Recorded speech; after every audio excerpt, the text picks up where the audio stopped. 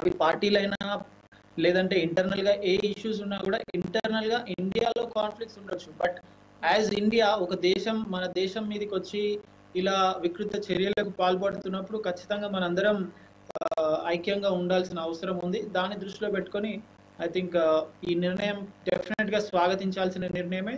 And ఇలాంటి నిర్ణయం ఖచ్చితంగా తీసుకోవాల్సిందే. So we have to appreciate Indian government and అట్లనే BCCI IPL governing council. Okay, దేశం ఫస్ట్ గేమ్ నెక్స్ట్ అన్న బీసీసీఐ మరో 18 మ్యాచ్లు ఉండగానే నిరవధిక వాయిదా వేసింది. అంటే నష్టం ఉన్నా పర్లేదు, ఇబ్బంది కలిగినా పర్లేదు, యుద్ధం ప్రస్తుతం జరుగుతుంది కాబట్టి ఆటగాళ్ల భద్రత కూడా ముఖ్యం కాబట్టి ముందు ముందు ఈ నిర్ణయం తీసుకుందని అనుకోవచ్చా? ఖచ్చితంగా మీరు చూడండి, ఐపీఎల్ లాంటి మెగా టోర్నమెంట్ ప్రపంచంలోనే one of the best leagues. ప్రతి టీం ని కనుక ఇప్పుడు ప్రస్తుతం ఉన్న 10 టీమ్స్ ని చూస్తే ఆ టీమ్స్ ఒక వాల్యూ 10,000 కోట్ల పైమాటే. అండ్ ఐపీఎల్ మొత్తం ప్రతి సీజన్ లో ఈ 70 to 75 డేస్ లో కొన్ని లక్షల కోట్లు బిజినెస్ జరుగుతుంటుంది ప్రపంచం మొత్తంలో. ఐపీఎల్ జరుగుతుంది ఇండియాలో అయినా కూడా ప్రపంచం మొత్తం కొన్ని లక్షల కోట్ల బిజినెస్. అది బ్రాడ్కాస్టింగ్ విషయంలో కావచ్చు, ఎండార్స్మెంట్స్ కావచ్చు, యాడ్స్ కావచ్చు, లేదంటే ఇంకా అన్ని రకాలుగా ఏ రకంగా చూసినా కూడా దీని మీద ఆధారపడి డైరెక్ట్ గా ఇండైరెక్ట్ గా ఒక 1,00,000 కోట్ల బిజినెస్ జరుగుతుంది. అండ్ మోర్ ఇంపార్టెంట్లీ ఇండియన్ ఎకానమీకి ఒక 3 to 5% కాంట్రిబ్యూట్ చేస్తుంది ఐపీఎల్. సో అలాంటిది ఐపీఎల్ ని వాయిదా వేస్తున్నారు అని అంటే డెఫినెట్ గా టెంపరీగా నష్టం ఉండొచ్చు, కానీ జస్ట్ ఇది వాయిదా మాత్రం. ఇలాంటిది 2009 లో కూడా చూసాం. ఇండియా నుంచి ఐపీఎల్ సౌత్ ఆఫ్రికాకి వెళ్ళింది. అప్పుడు ఇండియాలో ఎలక్షన్స్ జరగడంతో సెక్యూరిటీ ఇవ్వలేమని చెప్పడంతో 2014 లో దుబాయ్కి వెళ్ళింది. 2021 లో కోవిడ్ లో కూడా చూసాం దుబాయ్లోకి వెళ్ళడం. సో ఇలాంటివి ఐపీఎల్ కి కొత్త ఏం కాదు.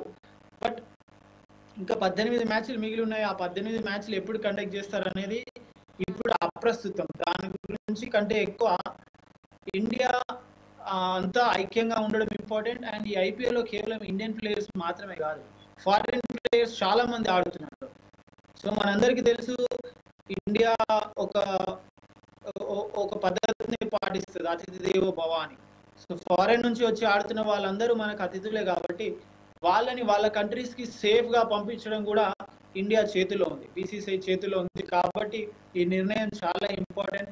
ఇప్పుడు నష్టం జరుగుతుందా, ఎన్ని కోట్ల నష్టం జరుగుతుంది, ఫ్రాంచైజీ ప్లేయర్స్ కి డబ్బులు ఎలా చెల్లిస్తుంది, ఇవన్నీ కూడా అప్రస్తుతం. ఫస్ట్ ఇండియా యునైటెడ్ గా ఉండడం అండ్ మన ఇండియాకి వచ్చిన అతిథులని వాళ్ళ దేశానికి సురక్షితంగా పంపించడం, ఇవి మాత్రమే ఇప్పుడు ప్రస్తుతం ఇండియా ముందున్న 2 లక్ష్యాలు. అంటే బీసీసీఐ ముందున్న 2 లక్ష్యాలు. అంటే ఫ్లైట్స్ ప్రస్తుతానికి వాడొద్దు, ఎందుకంటే ఇబ్బందికర పరిస్థితుల నేపథ్యంలో వాడొద్దనే నిర్ణయం తీసుకుంది భారత్. ఈ నేపథ్యంలో మరి ఇతర దేశాల ఈ ఆటగాళ్ళని ఎంత జాగ్రత్తగా తరలిస్తున్నారని అనుకోవాలి? కంపల్సరీ ఇప్పుడు ఏ ఫ్రాంచైజీకి ఆడుతున్న ప్లేయర్స్ యొక్క బాధ్యతని ఆ ఫ్రాంచైజీ తీసుకుంటది. అండ్ దానికి సంబంధించి ఐపీఎల్ గవర్నింగ్ కౌన్సిల్ కూడా proper indications, proper rules, proper set of things ఇస్తుంటది. అంటే ఎలా పంపించాలి, ఏం చేయాలి, ఏం మాట్లాడాలి, ఇవన్నీ కూడా ఒక సిస్టమేటిక్ వేలో, కార్పొరేట్ సిస్టమ్ కాబట్టి సిస్టమేటిక్ వేలో ఉంటుంది. దాంట్లో ఎలాంటి సమస్య ఉండదు. మనము వాళ్ళని డబ్బు ఎలా ఇస్తారు, డబ్బు ఎంత చెల్లిస్తారు, మొత్తం ఇస్తారా, తక్కువ ఇస్తారా అని అంటే ఫస్ట్ ఆఫ్ ఆల్ మన మీద అటాక్ జరిగి మనం బ్రతికుండాలి కదా వాటన్నింటి గురించి మాట్లాడడానికి. సో ప్రాణాలు ఇంపార్టెంట్, ఐక్యంగా ఉండడం ఇంపార్టెంట్. డెఫినెట్ గా ఏ ఫ్రాంచైజీకి ఎవరెవరైతే ఫారిన్ ప్లేయర్స్ ఆడుతున్నారో వాళ్ళు ఆ ఫ్రాంచైజీ టీమ్ ఆ ప్లేయర్స్ యొక్క బాగోగుల గురించి ఆ ప్లేయర్స్ ని వాళ్ళ దేశాలకు పంపించడానికి కావాల్సిన జాగ్రత్తలు, కావాల్సిన అరేంజ్మెంట్స్ అన్ని కూడా ఆ పర్టికులర్ ఫ్రాంచైజీ తీసుకుంటది. బట్ బీసీసీఐ డెఫినెట్ గా వాళ్ళకి హెల్ప్ చేస్తుంది, గైడ్ లైన్స్ ఇస్తుంటది. అండ్ దానికి తోడు ఐపీఎల్ గవర్నింగ్ కౌన్సిల్ కూడా గైడ్ లైన్స్ ఇస్తూనే ఉంటుంది. అంటే రాకేష్ గారు, ఇప్పుడు ఒక 1 వీక్ తర్వాత అయినా మ్యాచ్ నిర్వహించే అవకాశం ఉందా? ఎందుకంటే అధిక ధర మొత్తం పలికిన ఆటగాళ్లకు సంబంధించి అంటే ఎంతో కొంత చెల్లించాలి నేపథ్యంలో మరి బీసీసీఐకి కొంచెం నష్టం వాటిల్లే అవకాశం ఉంది కదా. సో అలా ఏమన్నా ఆలోచించే అవకాశాలు ఉందా?